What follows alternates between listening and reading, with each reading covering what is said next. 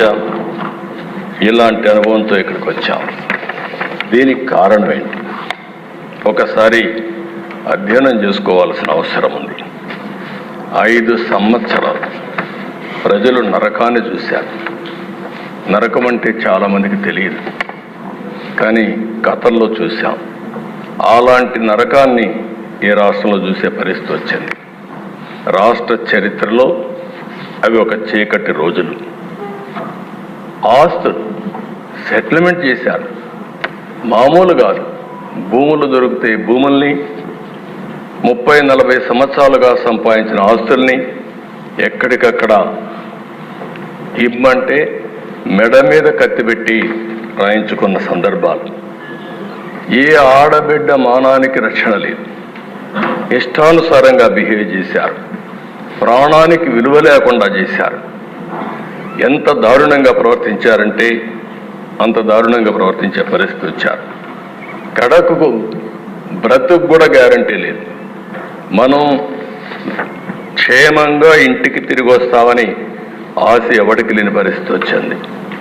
దౌర్జన్యాలు, విధ్వంసాలు, కబ్జాలు, దాడులు, కేసులు, ఒకటి కాదు దిశ, ఎన్ని విధాల ఇబ్బంది పెట్టాలో.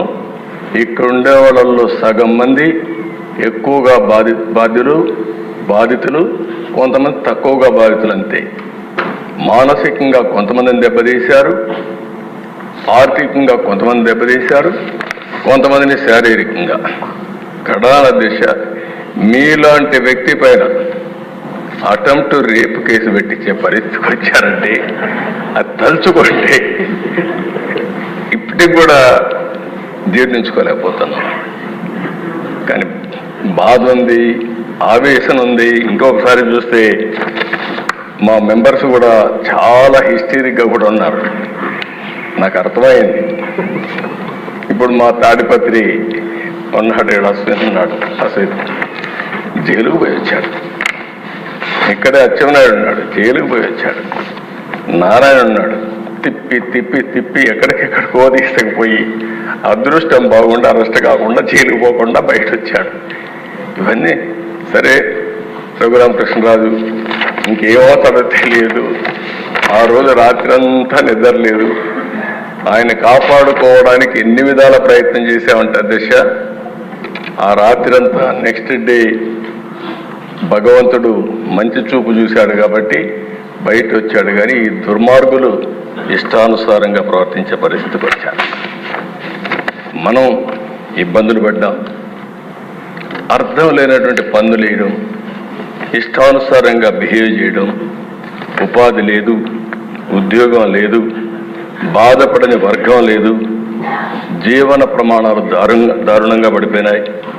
అంతటా అభద్రత, అశాంతి, ఆందోళన, అసంతృప్తి, ఇవన్నీ కలిపే మనకు వచ్చిన మెజారిటీస్. ఈ విషయం మనందరం గుర్తుపెట్టుకోవాలి. అదేశాలు ఇది ఒక కేస్ స్టడీ కూడా.